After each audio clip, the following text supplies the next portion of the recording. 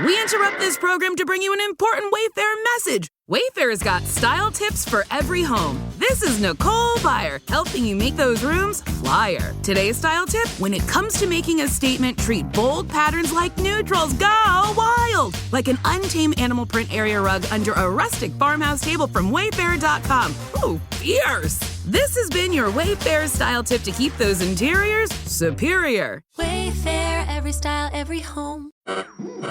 We interrupt this program to bring you an important Wayfair message. Wayfair's got style tips for every home. This is Styles McKenzie helping you make those rooms sing. Today's style tip: when it comes to making a statement, treat bold patterns like neutrals. Go wild, like an untamed animal print area rug under a rustic farmhouse table from Wayfair.com. Arr, fierce. This has been your Wayfair style tip to keep those interiors superior. Wayfair, every style, every home. Okay, so you know that little lock icon you see on like some messaging apps? Right. Like, supposed to keep secrets safe. Well, imagine that lock. Right. But it suddenly like has a window open to a room where like top secret military plans are being discussed. Oh, wow. That's kind of what we're diving into today, like right at the heart of it. Right. So this deep dive we're doing, it's about a really unexpected security incident. Okay.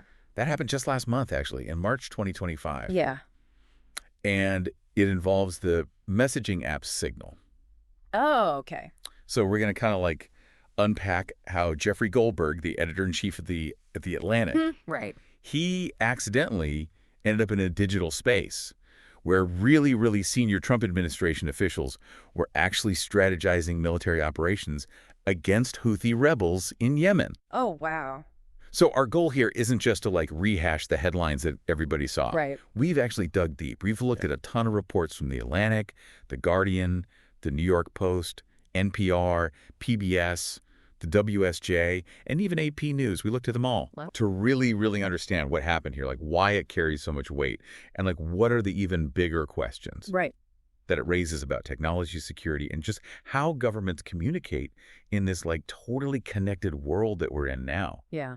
We're going to be looking at the roles played by figures like Goldberg himself, obviously, but then also senior Trump administration members, including Vice President J.D. Vance, Defense Secretary Pete Hegseth, and National Security Advisor Mike Waltz. Right.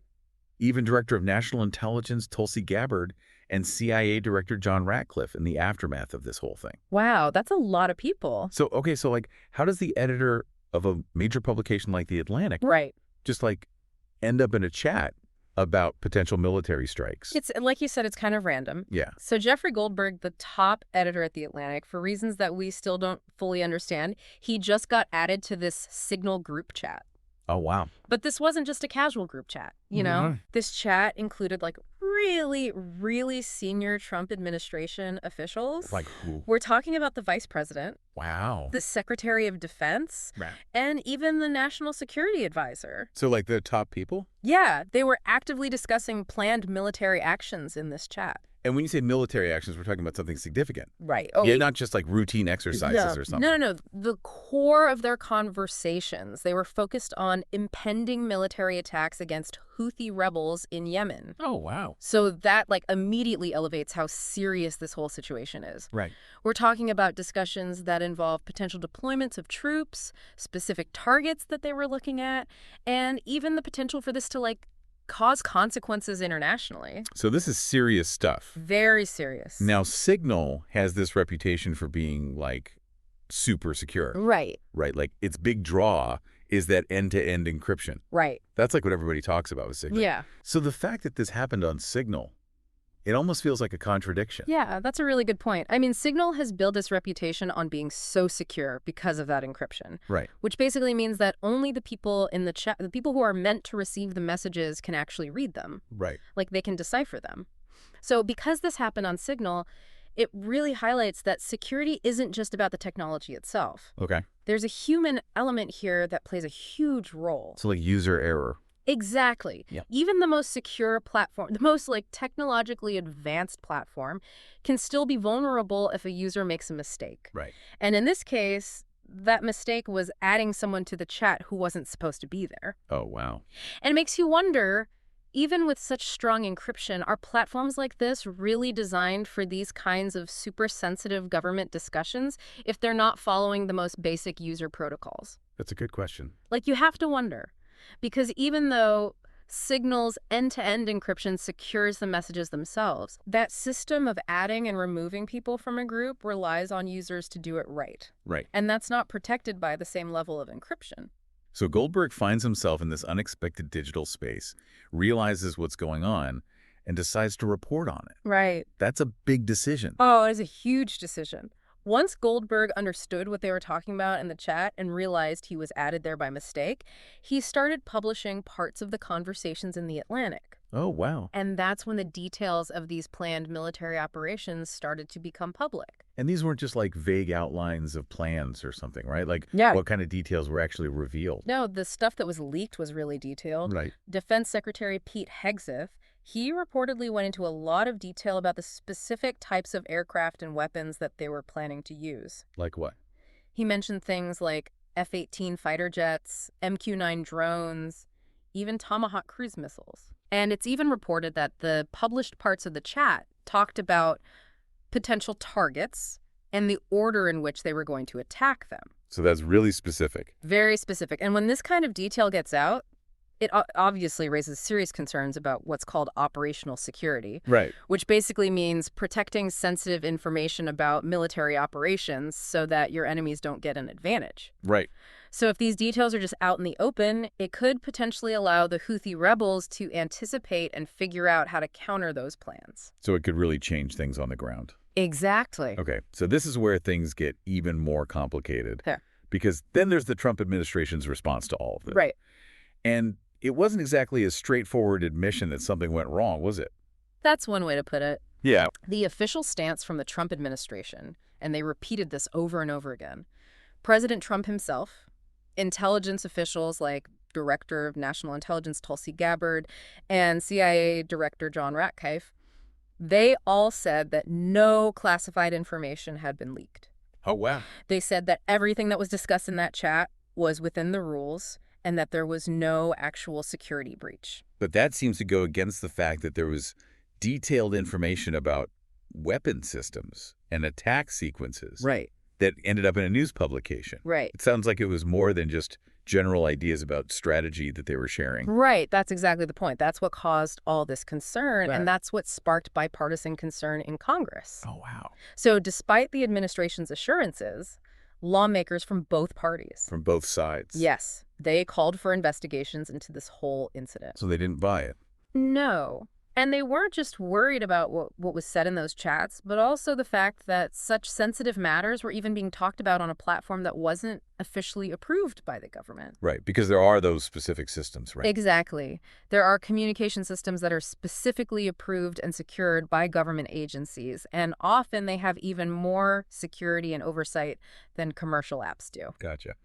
And the fact that a journalist just accidentally got access to this chat, Yeah. it raised some serious questions about their judgment and the protocols they had in place for handling this kind of sensitive information that affects national security. So it's not just about the content of the conversation. Right. It's about where the conversation is even happening. Exactly. Right. Which kind of brings up this bigger debate that we're always having. Right. About like what ways of communicating are actually appropriate for government business. Yeah. We all use these apps every single day for so much of our lives. So where do you draw the line when it comes to official government communication?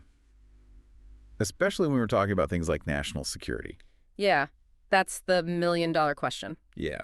Because while apps like Signal offer this really strong encryption, a lot of security experts say that you shouldn't be using platforms that aren't specifically approved by the government for discussing classified information. Right. Because commercial platforms might not have the same level of like really rigorous oversight. They may not have independent security audits, and they might not have the specific safeguards that the government builds into their systems. Right. So this was kind of a wake-up call. Absolutely. Yeah. This incident was like a huge reminder of those risks, and apparently it led to the Trump administration reevaluating their communication protocols. Oh, wow. So they had to really weigh the convenience and the fact that everyone's familiar with these apps Right. against the very real risks to national security. Tough question. Yeah. And the media, obviously, they reacted to this in a big way. I remember seeing this story everywhere Everywhere. on all the news outlets. Outlets like The Guardian and The New York Post. They dedicated so much coverage to this story, really focusing on what this could mean for national security Right. and for government transparency. And even the public reaction was really interesting. Oh, yeah, it was big. Even late-night comedy shows like Stephen Colbert's, they were making jokes about this incident. Oh, yeah. They were making fun of how the administration handled it, Oh, wow. which I think shows that the public was skeptical about the whole thing. Yeah. And then people even started calling this whole thing Signalgate, Right. which shows you how big of a deal people thought it was. Right. Like a potential scandal. Okay, so if we kind of boil this whole Signalgate thing down to its most important parts, what are the key takeaways for you? Like, what should we really be paying attention to here? I think if we take a step back and look at the big picture, the most important thing to remember here is that it shows how vulnerable government communications can be. The fact that a journalist was accidentally added to this important chat really shows that there might be a gap between how easy it is to use modern technology and the really strict security that's needed for classified information. Right. And I think it highlights how important it is to have really clear and well-defined protocols for handling matters of national security, protocols that are enforced and followed every single time. Right. And it also sparked a really important nationwide conversation about. about the role of technology in government, Okay.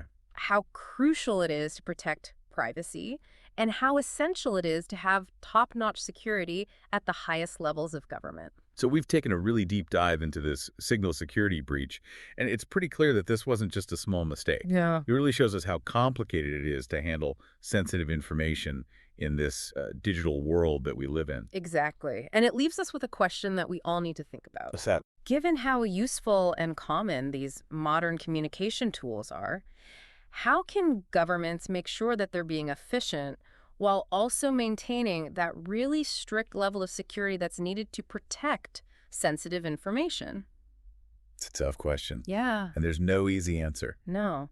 And it forces us to think about all the different factors involved. Like? From the technical side of things, like encryption, all the way to the human element of following the rules and protocols every single time. Yeah. So this incident really reminds us that technology is a double-edged sword. Right. It can be incredibly helpful and convenient, but it also comes with risks, especially when we're talking about things as important as national security. Right. So it's something for us all to think about. Absolutely. Not just in terms of this specific incident, but also as we move forward. Good point. It's a reminder that we need to be careful and thoughtful about how we use technology. Especially when the stakes are so high. Absolutely. Well, this has been an incredibly informative deep dive. Yeah, it's been great talking about this with you. Likewise.